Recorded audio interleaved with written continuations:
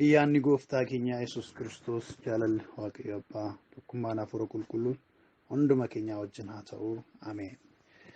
Gooftaa Yesuus Kiristoosiin eegamtanii guyyaa har'aa kan argattan qulqulloonni gooftaa waldaa Maraanaataa Yesuus keessatti kan argamtan gama sarara qilleensa irraa kanaan hojii Waaqayyoodhaa kan hojjettan kan Waaqayyoo waaqeffattan namoonni yeroo dheeraadhaaf gama kanaan hojii Waaqayyoo hojjechaa turtanis ta'e yeroo dhiyoo gara tokkummaa kanaatti kan dabalamtan akkasumas sagaleen kun karaa obboloota keessanii karaa adda addaa daddarbee kan isin qaqqabu akkam jirtu fayyaa keessanii nagaan Waaqayyoodhaa isin irratti haa guddatu.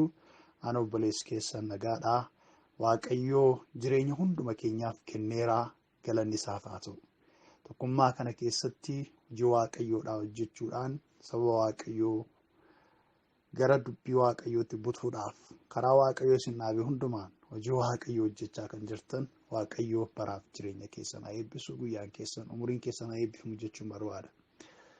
Egaan Waaqayyoo isa hanga yoowwanaatti nu geggeesse galateeffachaa yeroowwan darbanii fi barumsa walitti fufaa ta'ee mata duree dhimma qulqullummaa irratti xiyyeeffatu iddoon buufata kee qulqullummaatti haa eegamu mata duree jedhu walii wajjiniin ilaalaa barachaa turreerra. Hafuurri Waaqayyoo nu barsiisaa tureera. Kutaa 4 barannee jirra. Har'a kutaa 5ffaasaa walii wajjiniin ilaallaa. Amma Waaqayyoo yeroo nu kennetti walii wajjiniin dubbii Waaqayyoo kana baranna.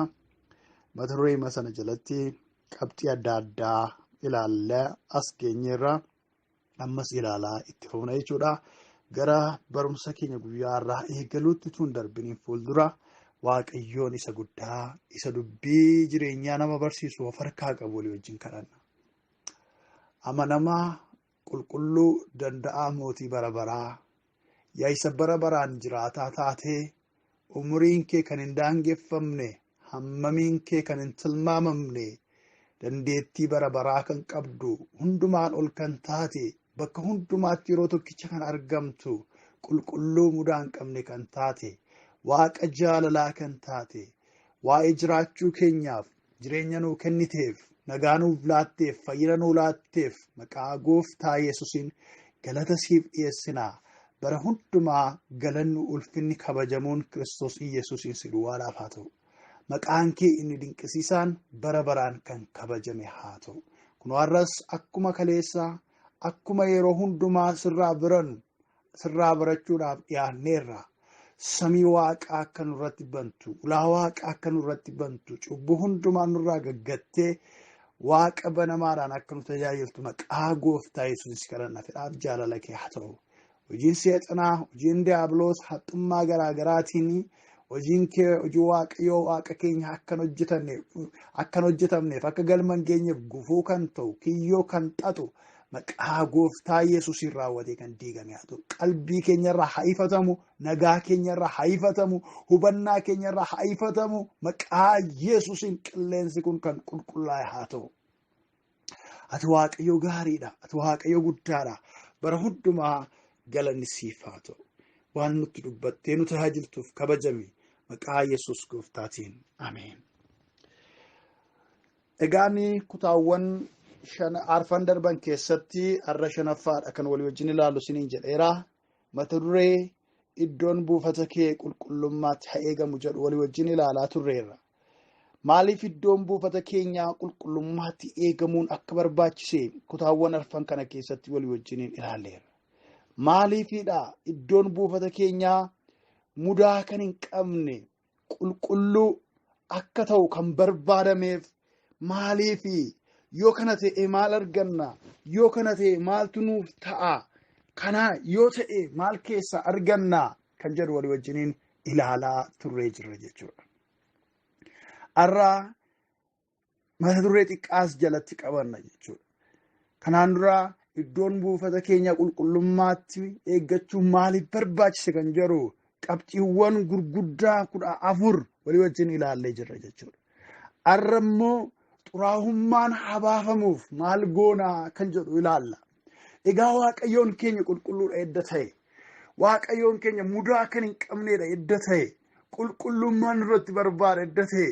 yeroo gara keenya dhufu mudaa arguu hin barbaadu edda sa'e. Inni waaqayyoon nurraa hittisu mudaan xuraa'ummaan gidduu keenya jiru nu keessa jiru iddoo buufata keenyaa jiru akkamittiin gadi baafamuu danda'a? Maal yoo ta'eedha? Karaa kamiidha?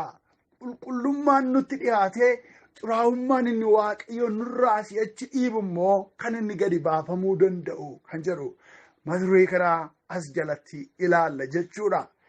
Egaa sagalee waaqayyoo bu'uura qabachuudhaan kana jalattis qabxiiwwan 4tu jira. Hamma yeroon keenya nu kennee walii wajjiniin ilaalla. Fedha waaqayyoo ta'ee yeroo taanus bifumnee ilaaluu waan dandeenyuuf jechuudha. Egaa xuraa'ummaan habaafamuuf maal goonaa isa jedhu inni qabxiin jalqabaa kadhachuudha. Waaqayyoon kadhachuudhaan xuraa'ummaan iddoo buufata keenyaa keessaa ba'uu danda'a.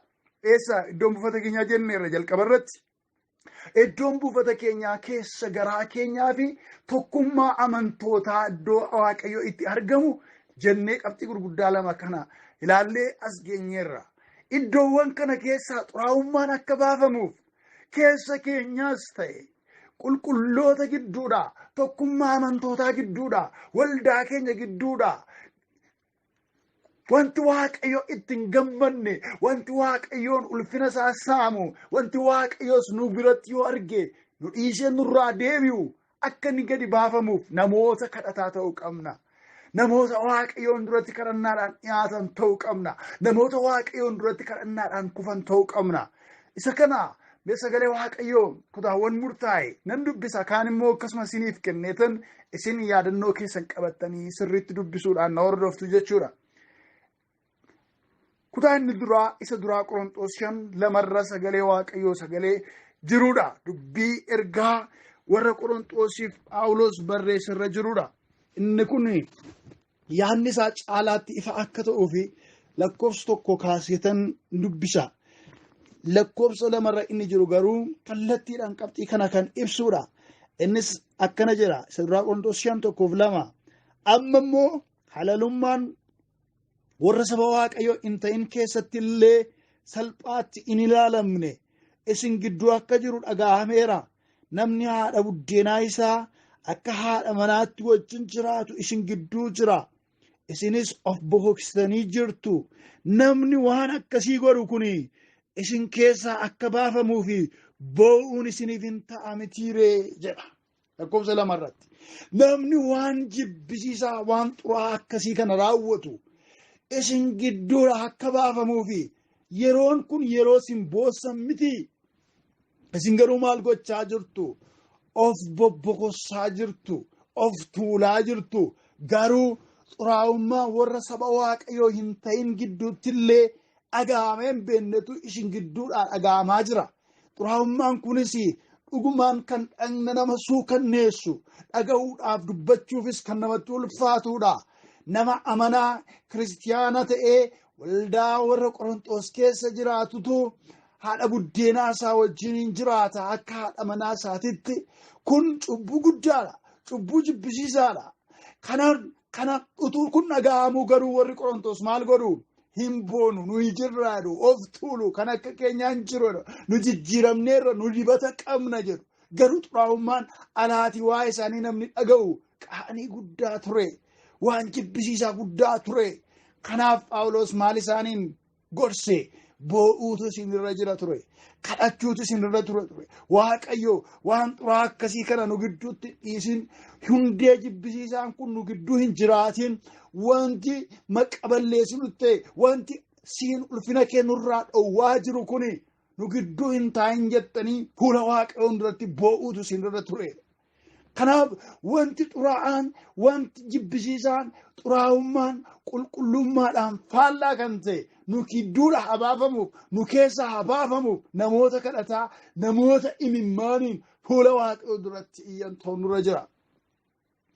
Bara kana keessa yeroo kadhannu hedduu imimmaanni keenya bu'uu dideera. Imimmaanni keenya gogaa ta'eera. Lapheen keenya jabaataa ta'eera. Bara kana yaadattu baay'een keessanii. Kiristiyaanonni jalqabaa yeroo gara gooftaadhaa dhufan umurii makoo kanatti illee kanan arge imimmaaniin yeroo isaan waaqayyoon duratti kufanii imimmaaniin warra lafa jiisan turani. warra sooftiin isaan hin qaqqabne maarramiidhaan ofirraa mimmaan isaanii xalagaa warra kadhatanii warra lafa isaan jilbeenfatanii bishaan waan dhangala'e fakkaatudha kan turani umurii kootti kanan qaqqabe. Namoonni yeroo gooftaa hin fudhanne warra gooftaatti amanan pheenxee jedhanii warra waaman kanaani maqaa biraa isaan ittiin waaman ani kanan yaadadhu umurii kootti warra boossuu jedhamu turan. Warratti boossuu sanaayi yeroo warra gooftaa fudhate abaluu yeroodhaan warratti boossuu warratti akka birriin gadi harca'uuf boossu jedhanii maqaa balleessu turan. Birriin gadi harca'uu hin turre ayyaanatu gadi harca'aa ture. Ayyaanichi immoo birriis qaba waan lafarraas waan waaqarraas qaba maleessa. Kanaaf maalirraa keeti namoota imimmaanii waan ta'aniif waaqayyotu garaa cabaadhaaf bullaa hin tuffatu jedha waan ta'eef dubbii waaqayyoo yeroo imimmaaniin kadhatan waaqayyoo teessoo isaarra taa'uu hin danda'u hin dhufa. Maal taate ijoolleen koo jedhee dhufa. Imimmaan keessan iyya keessantu na kaase jedhee dhufa. Kanaaf namoota kadhataa ta'uun barbaachisaadha. Xuraa'ummaan jireenya ofii keessaa akka buqqa'uuf waldaa ofii keessaa tokkummaa ofii keessaa akka buqqa'uuf iddoo buufata kanarraa waaqayyo akka hin ittifamneef kadhannaadhaan hiddaaf guboo cubbuudhaa buqqisuutu nurra jiraata jechuudha. Mata duree kadhannaa keenyaa ta'utu nurra jiraata jechuudha. Waldaa kiristiyaanaa keessa garee kadhannaa kan jedhamu jira waldaa ishee lafarraa keessa. Waldaan gama onlaayiniitiitiin waaqayyoon kadhatanis kadhannaadhaan akka of ijaaran nan amana nan beeka nan argas. Gareen kadhataa kan inni kadhachuu qabu kan inni fuula waaqa irratti boo'uu qabu xuraa'ummaan waldicha keessatti tokkummicha keessatti dagaagee akka hin teenye waaqayyo hidda hadhaa'ummaa akka buqqisuuf waaqayyoon kadhachuu barbaachisa jechuudha. Nama sana akka buqqisu jechuu miti ilaalaa kadhannaa keessan adda baasa. Nama kufee jiru buqqisi balleessi cabsi jechuu miti amalli akkasii shaakalli akkasii akka buqqa'uuf waaqayyoon kadhachuudha. Ammas immoo namni jajabinaan cubbuu itti fufee ulfina waaqayyoodhaa ari'atu akka saaxilamuuf kadhachuun illee murteessaadha jechuudha.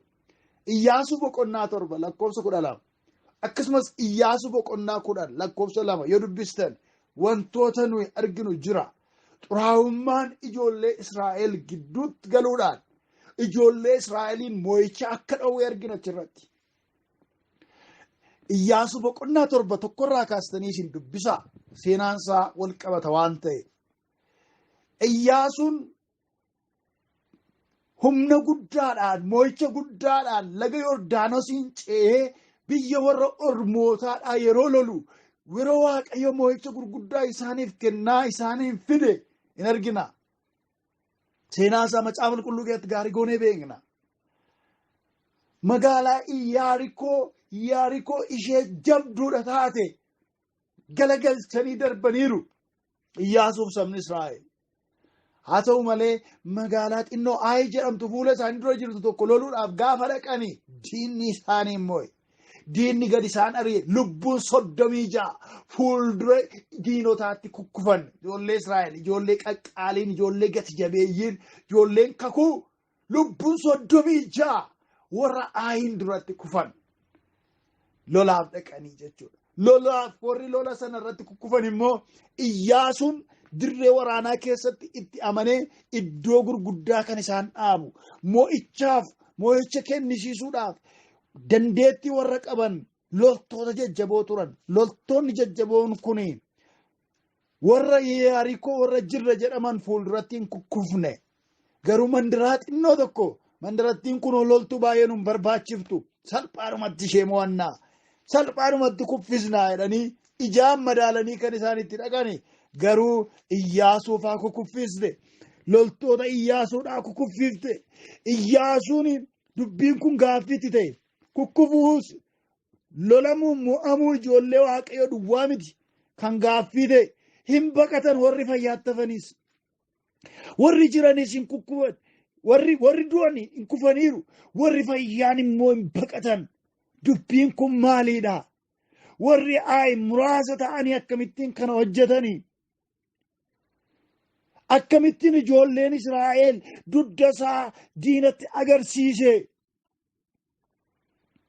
Namni 36 akkamittiin kufe inni fayyaattafe akkamittiin baqate kan jedhu gaaffii ta'e Iyyaasuun uffata isaa ofirratti tarsaase kadhannaadhaan fuula waaqayyoo duratti kufe maaliidha waaqayyo icciitiin kana edee waaqayyoon gaafachuuti kee Israa'el kuffisu malee kufee hin beeku baqachiisu malee baqatee hin beeku kurkursuu malee baqatee hin beeku arra maaliidha dubbiin kun edee fuula waaqayyoo duratti kufe ka'uu dide fuula waaqayyoo duratti kufe ka'uu dide waaqayyo isa booddee dubbii badee jira ittiin jedhe ka'i meedhe ka'i maaliyyi taa'e dubbii badee ilaale namoota calali'e ilaala ka'i waaqayyootiin haa jedhu malee dubbiin bu'uuraa falli argamuudhaaf kadhannaa Iyyaasuu murtoo qabeessa ture jechuudha bu'a qabeessa ture jechuudha sababii Iyyaasuun fuula waaqayyoo duratti kufee fi nama hattuutu isin gidduu jira nama abboommii kun dhageenyatu isin gidduu jira nu warroota qajeelfama waaqayyoo akka qajeelfama namaatti ilaalanii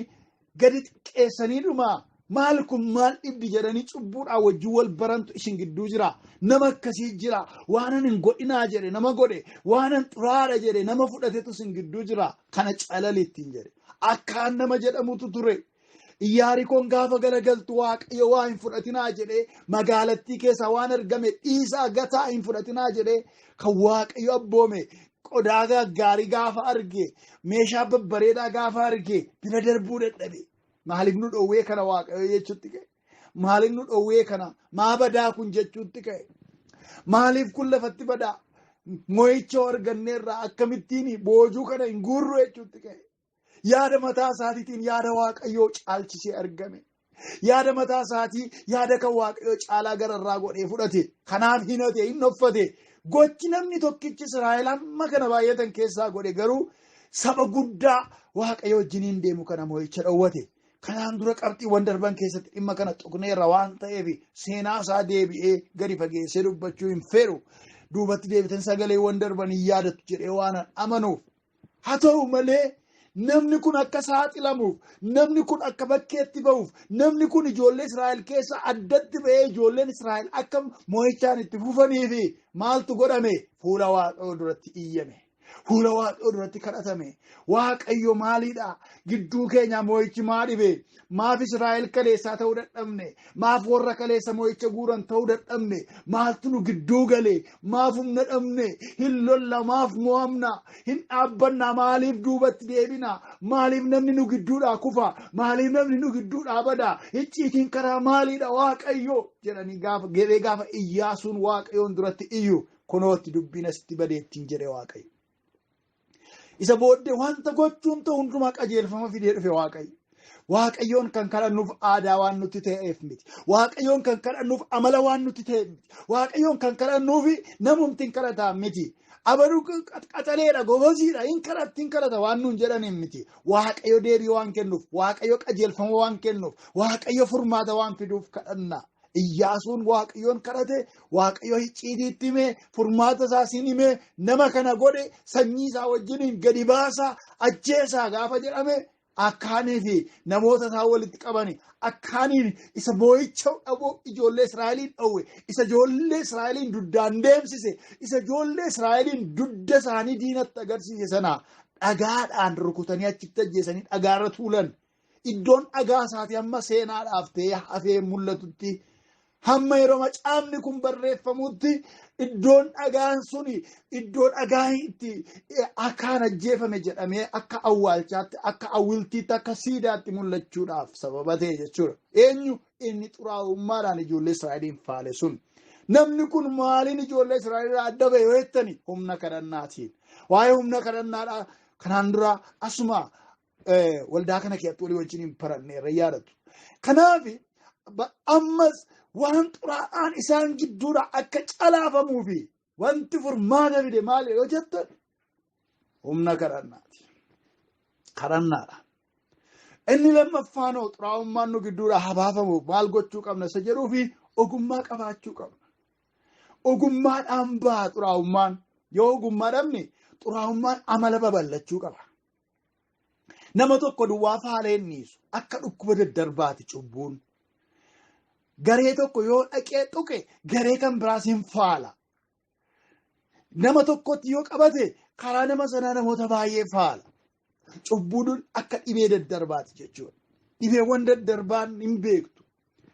Nama tokko irraati nama kan biraatti darbachuu. Namni tokko yoo qabame irraa of hin eeggatan yoo ta'e karaa ittiin namatti darbu qaba jechuudha. Fakkeenyaaf dhibeen HIVdha. Dhibeen karaa dhiigaadhaa daddarba. Dhiigni nama HIV qabu qaama namaa kan dhiigee jirutti yoonnaa makame. Nama meeshaa qara qabu namni HIVdhaan faalamee jiru kan inni itti fayyadame namni fayyaanis yoo itti fayyadame. Kan biraan immoo namni HIVdhaan qabamee jiru nama fayyaadhaa wajjin quunnamtii saalaa yoo raawwate. Dhukkubni kun gara namootaatti daddarba jechuudha. Kana duwwaa miti bara kana keessa immoo hundumti keenya kan beennu hedduun namootaa kan ittiin miidhamani dhukkubni koronaa vaayirasiidha COVID-19 jennee kan waamnu dhibee daddarbaa keessaa tokkodha. Kunis karaa nama tokkorraati yeroo namni tokko haxxiffatu yeroo namni tokko qufahu gama hafuuraatiin dhangala'oowwan afaan namaa keessaa ba'an yookiis droplet warra jedhamaniidhaan gara nama kan biraatti kan darbuu danda'udha. Kanaaf dhibee daddarbaadha. Namni dhibee kanaan akka hin faalamneef waan tokko gochuu qaba. Qulqullina eeggachuu qaba. Qulqullina sirriitti yoo qorichumti koronaa vaayirasiidha qulqullinadha inni guddaan. Qulqullinni kun kan akkamiiti? Qulqullina isa amma waa'ee qulqullummaa qiddisinaa ishiitti lallabaa jiru duwwaa miti yookiin isa jechuu koo miti. Harka ofii qulqullinatti eeggachuudhaan namoota kan biraa wajjin wal tuttuquu dhiisuudhaan afaan ofiitti immoo haguuggii kaa'achuudhaan fageenya ofii eeggachuudhaan jiraachuudhaan dhibee kanarraa bilisa gochuu hin danda'amu. Kun ogummaa isa biyya lafaatiin kan itti ofirraa ittisanidha. Akkuma kana akkuma dhibeewwan daddarboo cubbuun dhibee daddarbaadha. Nama sobuu wajjin yoonnaa yeroo dabarsitan sobuun qallaalis itti fakkaata. Sobuutti kaatu. Nama sobaan dhugaa bahee kakatu wajjin yoonnaa hiriyaa taatan isinis sobduu ta'utti kaatu. Nama jecha hin taane fayyadamu wajjin yeroo baay'ee dabarsitan jechoota sana qooddachuutti kaatu. Sheer gochuutti kaatu. Isinis qallaalii magootanii isinis sana keessa galuutti kaatu. Namoota dhugaatii dhugan hiriyaa yoo godhattani amalli dhugaatii sun isinitti daddarba. Namoota suusii qaban hiriyaa godhatan suusiin sun isinitti daddarbaa deema. Yoonnaa isin daangaa keessan eeggattanii jiraattan, sarara keessan eeggattanii, fageenya keessan eeggattanii jiraattan yoo ta'e maal ta'a? Isinitti daddarba jechuudha amalli kun jechuudha.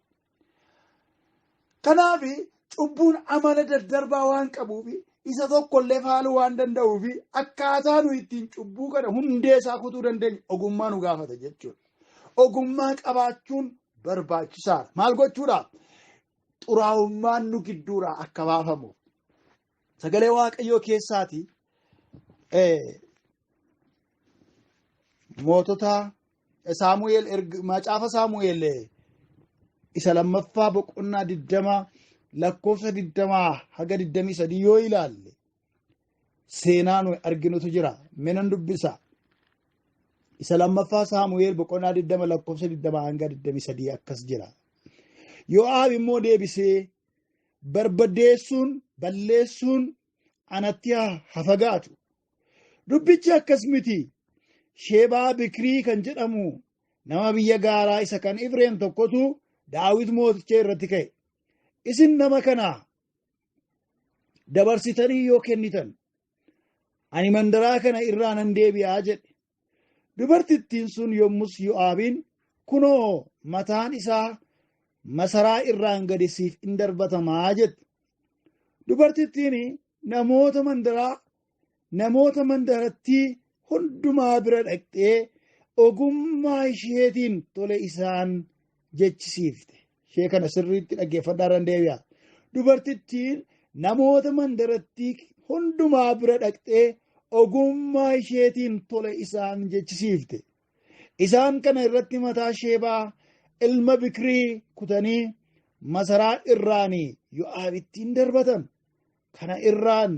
Kana irratti Yoo'aabi loltoonni suni mandarattii irraa akka deebi'anii fi fiinoo hin afuufe. Jarris mandarattii irraa deebi'anii gara mana isaaniitti hin galanii. Yoo'aabis gara mootichaatti Yerusaalemitti in deebi'ee jedha. Galanni Waaqayyoof haa ta'u. Seenaan kun maalidha yoo jettanii akkuma as keessatti hamma ta'e roon dubbisu dhageessanii nama Shebaa ilma Bikrii jedhamu tokkotu ture. Loltummaa yookiis immoo fedha siyaasaa qaba ture namni kuni. nama Waaqayyo dibee Moosee Daawit irratti nama ka'ee ture. Nama kanatu badii godhee kana garee ijaarratee garee isaa wajjiniin jeequmsa kaasee mootummaa Daawit irratti lola kaasee sana booddee gocha godhe kanaaf immoo miliqee mandaraa tokko keessa seene. Mandaraa naga qabeetti tokko keessa dhaqeesse. Mandaraa nagummaa isheetiin beekamtu keessa dhaqee gale. Kanaan dura dubbiin kan biraan argamu. Mandaraa namoota gorsuudhaan beekamtu. Yonnaa gara lakkoofsa 18tti ol deebisanii. Bara durii namoonni gorsa yoo barbaadan Abeel dhaqaa in jedhu turanii. Akkasitti dubbii isa qabanii in raawwatu turanii. Bara durii gorsaaf kan barbaadamtu. Bara durii namoonni baay'een furmaata kan biraa argatan. Mandaratti jaallatamtuu keessa dhaqee namni badii godhe tokko seene. Namni badii kana raawwate sababii isaan gidduu jiruu fi qaamni isa barbaadu immoo duubaan dhufe. Qaamni isa barbaadu duubarraan dhufee mandarattii sana Abeel Beet Ma'akaa jedhamti mandarattiin sun.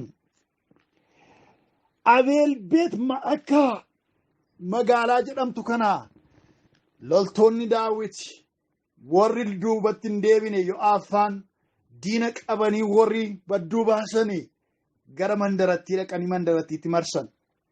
Egaa kaayyoo isaanii eenyudha? Kan isaan barbaadan Sheebaa ilma Bikirii nama jedhamu. Nama Waaqayyo dibee Moosee irratti nama ka'e karaa dhugaa qabuun karaa haqa qabuun tun taane jallinaan. Nama kana ajjeesuudhaaf balleessuudhaaf hidhannoo guutuudhaan dhaqanii mandaraa Abeel Beet Ma'akaatti marsan. Mandarattiin homaa hin goone garuu diigamuuf jetti. Eenyuuf jecha nama xuraa'aa godhee jallina godhee dubbii balleessee isaan gidduu galerraa kan ka'e. Nama hammeenya godhee isaan gidduu dhokate irraa kan ka'e. Cubbuu tokko malee yakkatuu qabaatiin sababiidhuma namicha sana hammattee of gidduu keessa jirtuuf jecha mandarattiin jiguudhaaf kaate. Firoota koo yeroo tokko namoota addaggee namoota ija jabaatanii jallina huruursan. Gaafa callisnee maal godhaa abbaan guyyaan firdii yoo jira maal godhaa Waaqayyoo gatii isaa hoosaaf hin kenna maal godhaa waa'ee namaa maal godhuu jaarsolii waldaa maaliif adabuu maaliif waa'ee namaa dubbachuu maa barbaachisee Waaqayyoo jira ituma jennu ituma harkarra qabnu gaaf tokko garuu jallinni nama sanaa wajjiniin dhufe kufaatiif diigama nutti fida. Cubbuun maalidha isiniin jedhe hin daddarba waan ta'e gatiin isaas akkasuma daddarba waan ta'e. Hammatanii of gidduu ka'anii taa'uun gatii nama kaffalsiisa waan ta'eef. Sheebaan ilma Bikirii mandaraa naga qabeetti balleessee oole. Dhaqanii qotuudhaaf dur qotanii jisu mandaraan isaanii cufaadha waan ta'eef. Diinni alaan yeroo dhufu mandaraa jala isaa qotuutti ka'a. Hin qotaa lafaan na'eetu itti seena.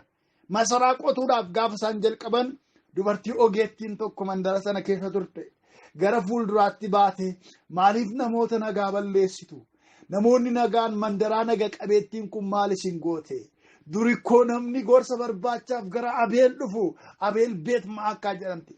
Gorsa gaafachuudhaaf namni gara mandaraa Abeel dhufu turanii. Wanta isaan barbaachisu dhimma isaanii hiikkatanii deebi'u turanii. Maaliif namoota nagaa balleessu dhuftee yaa Yo'aab jettee gaaffii gaafatte? Maa balleessita maa diigdaa namoonni nagaan maal si godhan yaa Yo'aab jette dubartii ogeettii tokko qaba mandaraan xinnoon sun. Isa booddee namni Waaqayyoof loltuun hangafni loltuu Daawit Yo'aab ani balleessuuf hin dhufne balleessuun anarraa fagaatu diiguun anarraa fagaatu fixuun anarraa fagaatu barbadeessuun anarraa fagaatu ani kanan barbaadu nama tokkodha. Namni kun Sheebaa ilma Bikirii jedhama. Namni kun mootii irratti ka'e. Nama kanatu duuf mala. Ani isa hordofaa jira. Isin immoo nama kanaaf iddoo baqaa taatanii yoo isin isa of keessaa baaftan yoo isin isa darbattanii natti laattan qabdanii natti laattan mandaraan keessan hin tuqamu. Homaa tokko hin shakkin jettee dubartii ogeettiin sun.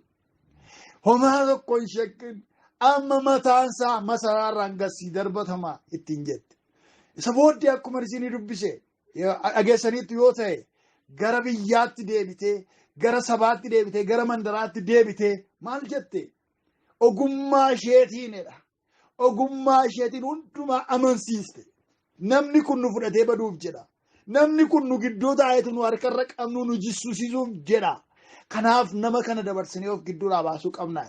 Ogeettii waan taate amma marattee ol galtee maal abbaa kee hojjetta nu gidduudhaa jetteetu dullaa fudhattee kaateeti gareen biraa walitti kaa nagaa magaalaatu jeeqama. Inni namni nagaan duukaa dhuma ture garuu isheen tasgabboof ture garuu isheen ogeettiidha. Namoota mandaratti hundumaa ogummaadhaan mo'atte. Isa booddee morma isaa kuchisiisaniitu masaraarraan Sheebaa ilma Bikiriidhaa gad darbatan. Namni isaan balleessuudhaaf ajaja lolaa ta'ee dhufe Yo'aab yeroo sanaa fiinoo afuufe. Fiinoo afuufuun isaa milikkita maaliiti? Lola dhaabneerra jechuu isaati. Kan barbaannu miishiniin keenya accomplished ta'eera. Galmi keenya nuuf raawwatameera. Kanaaf maal gochuu qabna? Hadachaa nu mandaraa kanarraa. Namni hundumtuu lolaaf isa dhaqe, mandaraa diiguudhaaf isa dhaqe, mi'a waraanaa isaa dhiise maal godhe? Deddeebi'ee gale mana isaatti. Dachee gale. Diinni isaan diiguudhaaf dhufe isaan irraa deebi'e. Diinni seenaa isaanii balleessuuf ture. Isaan irraa dachee maaliifi kan isaan diigamuurraa baraaramaniif? Maaliifi kan isaan barbadaa'urraa baraaramaniif jettan yoo gaafattan deebiin isaa ifaadha. Xuraa'ummaa of keessaa baasan. Jallaa of keessaa baasan. Akkamittiin jallaa of keessaa baasan? Dubartii ogeettii tokko of keessaa qabu. Dubartii ogeettiin sun ogummaa isheetiin namni jallina godhe isaan gidduu riphee jiru akka saaxilamu goote, akka ba'u goote. Isa booddee nagaa ta'an. Xuraa'ummaan waldaa keenya jeeqaa jiru. Dhaloota kana jeeqaa jiru. Biyya keenya jeeqaa jiru. Tokkummaa keenya jeeqaa jiru. Maatii keenya jeeqaa jiru. Guddina keenya jeeqaa jiru. Tasgabbii nu dhowwaa jiru. Badiisaaf nu kaadhimmachiisee jiru. Akka nu diigamnuuf sababa ta'ee kan jiru. Nu gidduudhaa habuqqoof maal gochuu qabnaa? Inni jalqabaa, inni murteessaan kadhannaa jenneedha. Inni lammaffaan immoo ogummaa qabaachuudha. Ogummaadhaan karaa ogummaadhaan guuteen xuraa'ummaa of gidduudhaa baasuun gaafa sanaa maal ta'u ree diigamuurraa baraaramu jechuudha. Gaafa sanaa seenaan namaa baduurraa baraaramu jechuudha. Gaafa sanaa seenaan namaa hundeedhaan diigamuurraati baraaramu jechuudha. Gaafa maal ta'e? Gaafa ogummaadhaan xuraa'ummaa of gidduudhaa baasan jechuudha. Firoota koo arra jireenya keenya keessatti, tokkummaa keenya keessatti, waldaa kiristiyaanaa keenya keessatti, waldaa kiristiyaanaa biyya lafaa irratti hundooftee hojii waaqayyoo hojjechaa jirtu qabatamaatti dhannee agarruunis karaa virtual ministry, karaa online ministry, karaa sarara qilleensarraa hojii waaqayyoo akka anisifisin amma hojjechaa jiru kana warra hojjetan gidduuttis xuraa'ummaan diigamuudhaaf, baduudhaaf, cabuudhaaf, kufuudhaaf, nama kaadhimmachiisu bahuudhaaf ogummaa qabaachuu nu barbaachisa. Ogummaan barbaachisaadha. Ogummaadhaan eessa jira dubbiin? Eessa jira? Rakkinni nutti dhufe kun jimilaa miti. Cubbuu hunda keenyaa miti. Waliigala hunda keenya kan ilaallatu miti. Dingata kan nutti dhufes miti. Sababa qaba. Hundee qaba. Hundeen rakkinichaa eessadhaa jedhanii tasgabbaanii ilaaluu barbaachisa. Eessadhaa? Cubbuun kun maddisaa eessadhaa? Galmisaa eessadhaa? Eenyurra taa'eetu du'a nutti fidaa'edha? Eenyurra taa'ee kufaatii nutti fidaa'edha? Eenyurra taa'eeti diigamuu kan nutti fidaa jiru jedhanii ilaaluu barbaachisa. Murtoo fudhachuu barbaachisa. Akshenii fudhachuu barbaachisa. Kan namoonni adabamaniif waldaa kiristiyaanaa keessatti yeroo jallina godhanii sababii jibbamaniif miti. Sababii namni isaan jibbee bakka namni kun hin barbaachisu jedhameef miti. Sababii cubbuun karaa isaaniitiin yaa'ee dhufu tokkummicha hin faalleef hin balleessineef. Adabni karaa isaanii yaa'ee dhufu hundumaa akka hin balleessineefidha. Bara har'a keessa jiraannu kana keessatti yerootti addunyaan cubbuudhaaf ija jabaattu keessa jirra firoo tokko. Jallinni addunyaa kanarra guutee jiru. Namni immoo cubbuu gochuun faashinii kan itti fakkaate, dandeettii qabaachuu kan itti fakkaate, adda ta'uu kan itti fakkaate keessa jirra. nama beekamaa ta'uu, nama guddaa ta'uu kan itti fakkaate cubbuu hojjechuun bara akkasii keessa jirra. Inni kun immoo adaba irree Waaqayyoodhaa gadi lakkisiisa. Waaqayyo cubbuudhaa wajjiniin waliigaltee mallatteessee hin beekuu hin mallatteessus. Yoomiyyuun araaramus Waaqayyo cubbuudhaa wajjin. Sababiin isaa Waaqayyo eenyummaan isaa qulqulluudha. Qajeelaadha Waaqayyo. Firooma hin uumu bakka cubbuudhaa wajjin Waaqayyo. Ilma isaa ergee fannoo irratti akka du'u kan godhe iyyuu cubbuudhaa wajjin walitti araaramuuf miti. Maal gochuuf ree cubbamootaa wajjin walitti araaramuuf malee. Cubbuudhaaf karaa saaqe miti Waaqayyo har'ayyuu taanaan. Kanaaf gaafa cubbuu irratti tarkaanfiin fudhatamu, nama jallina horsiisu irratti tarkaanfiin fudhatamu, Waaqayyoo kan inni itti gammaduuf amala koo bal'isaa jirtu, fedha koo raawwachaa jirtu, waan ani jibbu jibbaa jirtu, waan ani balaaleffadhu balaaleffachaa jirtu jedha malee isaatii nama irratti kaatan hin jedhu Waaqayyoollee. Sababii namoonni immoo cubbuu kana salphaama godhanii, aadaama godhanii, waan guddaa godhanii hamma addunyaa kana, hamma sooshaal miidiyaa kana qabatamaadhaanis biyya lafaa irratti cubbuu babal'isaniif jecha eekkamsi irree Waaqayyoodhaa yeroodhaa gara yerootti dhufa. Isa kaan beela hamaadhaan, isa kaan dhukkuba hamaadhaan, isa kaan lola biyya irratti dhufu, lola jajjabaadhaan, naasuu gurguddaadhaan yerootti Waaqayyo irree isaa luqqifatu hin agarra.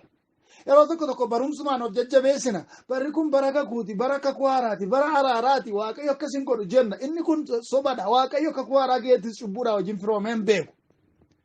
Kakuu haaraa keessattis namoota jallina raawwatan qaa godhee lafa buusaa tureera. Qabatamaadhumaan hojii ergamootaa dubbisuun waan gahaadha. Fuula ija Phexros fa'aa duratti abbaan manaa fi manaa maaliif du'an bara araaraa keessa, bara kakuu keessa? Sababii Waaqayyo cubbuudhaa wajjin walitti hin araaramneefidha. Kanaaf bara kakuu moo baaste, bara kakuu haaraas Waaqayyo cubbuudhaa wajjin firooma hin qabu. Cubbuudha nama kan kuffise, cubbuudha nama namaa gadi kan godhe, cubbuudha namni kan jannata keessa nama baase. Bara kakuu haaraattis ilmi Waaqayyo cubbuu keessa nama baasuudhaaf haa dhufuyyuu malee namni itti fufee gaafa inni cubbuu guddisaa deemu, cubbuu kunuunsaa deemu Waaqayyo tarkaanfii fudhachuutti darba. Gaafa Waaqayyo tarkaanfii fudhatu immoo namni cubbuu hojjete sun qobaasaa hin badu. Namoota naannoo isaa jiran illee fudhatee bada. Akkaan itti hunduuniin nama 36 du'e firoo tokko. Akkaan inni hati utuu hin du'iniin namni 36 namni nagaan dirree waraanaa irratti badduu ba'e. Israa'eliif qaalii kan ta'an gootonni utuu hattuun dudduuba dhaabatee jiru fuuldura warri dhaabatan jalaa dhuman. Utuu Waaqayyo dubartii ogeettii tokko mandaraa Abeel Beet Ma'akkaatiif hin laanne ta'e sababii Shebaa ilma Bikriitiif jecha mandaraa guutuun diigama ture firoo tokko. Jallinni wal qabatee dhufa. Jallinni wal fudhatee dhufa. Kan biraa namoota nagaallee fudhatee kufa. Yoo cubbuu calluma jennee ilaallate. Noormaaliidha jenne yoo ta'e akka warra addunyaa kanaadha, akka warra postmodernismii. Namni dhiiraaf dhirri yeroo wal fuudhu this is normal jechuutti ka'an. Normaalii maalidha? Normaaliidha maleessa. Gaafa dhalaaf dhalaa walitti heeruman namoonni maal jedhu this is normal, this is their nature jechuutti ka'an. Garuu immoo saayinsiidhaan gaafa ilaalamu, baayoloojikaalii gaafa ilaalamu wanti kun neecharii miti, shaakaladha, muuxannoodha. Waan namni gadhiisummaatti jiraachuudhaan itti dhufuudha. Waaqayyo akkasittiin nama uume hin qabu. Gama qorannootiinis gama macaafa qulqulluutiinis jechuudha. Waaqayyo dhiiraaf dubartii godhee nama uume maleessaati. Gartokkee godhee nama nuumne Waaqayyo. Gaafa namni waan barbaade godhee this is normal. Kun komamaa miti. Bakka waanuma ta'uu danda'uudhaaf jedhu keessa jirra. Kanaaf gaafa namni sobus mirga isaati. Gaafa namni ejjus mirga isheeti. Gaafa namni nama ajjeesus waan itti toleedha. Waan kanatu isatti tole bakka. Kana yoo godhe gammada, gammachuusaaf kenna jechuutti dhufne jechuudha. Addunyaan kun akkas jechaa jirti. Waan akkas jedhamu Waaqayyo bira hin jiru. Waaqayyo hin jijjiiramne. Waaqayyo hin jijjiiramne. Waaqayyo gaafa hundumaa qulqulluudha. Yoo Waaqayyo jijjiirame duwwaadha. Cubbuun kan inni fudhatama godhatee mana Waaqayyoo keessatti kabajaa argatuuf kun immoo raawwatee ta'uu hin danda'u. Waaqayyo cubbuudhaa wajjin walitti hin firoomu. Cubbamoota garuu fayyisee ijoollee isaa godhachuudhaaf araara qabeessa. Kanaaf xuraa'ummaan akka nu gidduudhaa baafamu wantoota nu gochuu qabnu wantoota lama laalleera. Isa hafe moo Waaqayyo jedhe kutaa ja'affaa keessatti torbee walii wajjin ilaalla. Qabxiiwwan gurguddoon lama hafanii waan jiraniif barumsa kana keessatti kan walii wajjin ilaalu. Inni narra ilaalle tokkoffaan kadhachuu, inni lammaffaan immoo ogummaa qabaachuudha. Ariifatoo ta'uu miti. Miira keessa galanii warra fiigan ta'uu miti. Yeroo jallinni dhufee tokkummaa keenya qabatu laphee keenyatti bu'u iddoon waaqeffannu faaluutti ka'u. Ammuma kaaneechi fiinnee jeeqabnee nama nagaas naasisnuu miti. Ogummaadhaan socho'u, ilaameedhaan ilaaluu, lafa badiin jiru bira ga'anii badiin kanaadha. Abaluu sirriidha. Abaluu sirrii miti. Macaafni qulqulluun akkas jedha. Ati immoo akkas gooti. Kanaaf ati kanarraa qalbii diddiirradhu. Ati sirraa deebii. Gatiin kun sibirara. Ati gatii akkasii baasuu qabda. Kallattiidhaan abbaa badii jiru irratti xiyyeeffachuu malee yoo waldaa maraanaataa keessa waan tokko bade waldaa maraanaataa guutummaadhumatu bade jechuudha. Yoo waldaa maqaan Yesuus keessa namni tokko waa balleesse waldaa maqaan Yesuus guutummaatu badii godhe jechuu miti. Iddoo badiin jiru laalanii furmaata isaa barbaadu gaafataa jechuudha. Ogummaa qabaachuu jechuu yeroo jennuuf jechuudha. Gaafa ogummaadhaan deddeebinu deemsi keenya ogummaadhaan guutu diigamuurraa baraaramna. Seenaan keenya baduurraa baraaramna. Caba garmaleerraa baraaramna. Waaqayyoo inni qulqulluun, inni ulfina qabeessi, inni ayyaanaan guutuu ta'e xuraa'ummaa of gidduudhaa of keessaas baasuudhaaf warra kadhataaf ogummaadhaan deddeebi'an akka taanuuf ayyaana isaa nuuf haa baay'isu. Dubbii isaa dhageenya nuuf haa eebbisu. Gooftaa walii wajjin galateeffannee xumurra.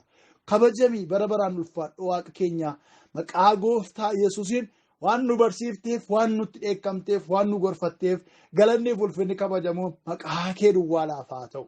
Olol jedhi Waaqa keenya. Dhugumaan isatti nu barsiifteef nu gorsite dubbii kee kana hojiirra oolchuudhaan, jiraachuudhaan, ulfina kee mul'isuudhaan akka deddeebinuuf Waaqa keessa harka keenya nu qabe. Akka isa baranne kanaatti, akka isa barsiifne kanaatti jiraachuudhaaf dandeettii keenya, humna keenya, gargaaraa keenya nu ta'e mootii moototaa, yaa Waaqa waaqotaa, Gooftaa Yesuus Gooftaa jiraata. Ati nu gargaari. Hafuura kee qulqulluudhaan nu gargaari. Yaa Abbaa eegumsa addaatiin nu geggeessi. Amajaajii keenya salphisi. Xuraa'ummaan nu keessa hin taa'in, nu gidduus hin taa'in. Ulfinni kee ulfinni Waaqayyoodhaan nu gidduu hatti haa mo'u. Ulfinni kee ulfinni Waaqayyoo nurraa dhaalee, nurraa finiinee, nurraa guutee dhiyoo fagootti haa mul'atu. Kana gochuudhaaf hatamu namaadha maqaan kee ulfaatu. Ijoollee kee warra dubbii kee kana dhaga'an eebbisi. Warra ijoollee kee tajaajilaa jiran irrattis eebba bara baraa dhangalaasi. Rakkina isaan qaban hundumaatti darbiif hiikaaf furmaata isaaniif kenni. Warra galataa akka ta'aniif isaan gargaari. Xaxaan kamiyyuu qabee isaan fudhatee hin badin. Mana kee keessaa, ayyaana keessaa isaan liqimsuu hin danda'in. Irreen kee irreen Waaqayyoo isa xaxaa duubatti isaan harkisu kan irraa ciree lafaan haa dhadha'u. Ijoolleen kee milkaanii fuulduratti deemuu haa danda'an. Kana gooteetta ati qulqulluudha bara baraan ulfaadhu. Maqaa Gooftaa keenya Fayyisaa keenya Yesuusitiin. Ameen. Waaqayyo isin haa eebbisu. Eebbifamaa bi Waaqayyo isa barattan kana namoota kan biroo hin fayyada jettaniif barumsoota kanaan dura darbanii wal qabsiistanii erguu fi dabarsuu fi dandeessu. Waaqayyo qulqullummaa isa bara keenya keessatti nu duraa badee nuuf haa deebisu. Qulqullummaan haa dhaaltu. Harfannaa obboleessa keenya Girmaa Kuusaa walii wajjin jalqabne hammateerra dhaggeeffannaa guutuusaa isin karaa dandeessaniin hordofaa.